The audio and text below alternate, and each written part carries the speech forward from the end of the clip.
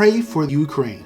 This is a phrase that you've probably heard or hashtagged on your social media in the recent days, but maybe you haven't taken it as seriously as you even would hope to tell yourself that you have.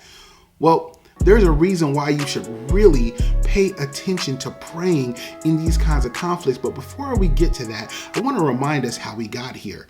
If you're not aware, you've been living under a rock. A man named Putin has led Russian forces to invade Ukraine, and that has elevated a sense of urgency with leaders all over the world. And this has caused them to respond by placing sanctions on Putin. And if you're unfamiliar with any of these terms, Google's your best friend. The bottom line is we're looking at the potential for there to be strain on the economy, on gas, on food supply, all of these kinds of things. And you might have heard someone say that we're headed towards war, or you might have heard your favorite local prophet saying that this is prophecy from the Bible being fulfilled and that we're heading towards the end times and the return of Christ.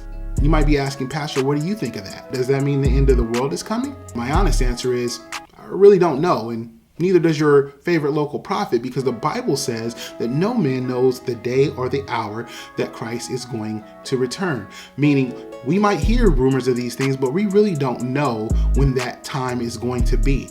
In fact, when Christ's disciples got too consumed with this topic, he refocused them on the main thing.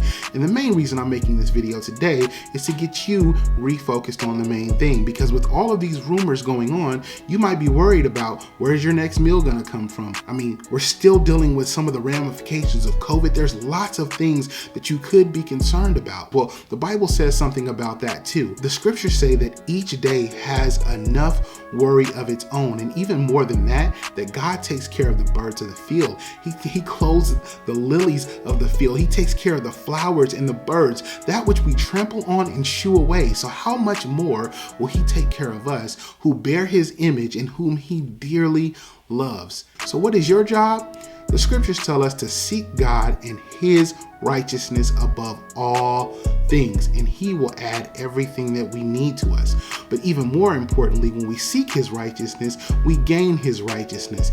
And the Bible says that the prayers of a righteous man are very powerful things.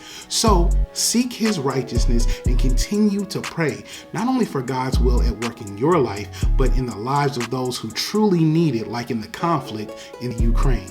It's been a minute. This is our motivation. Now let's go get it in prayer.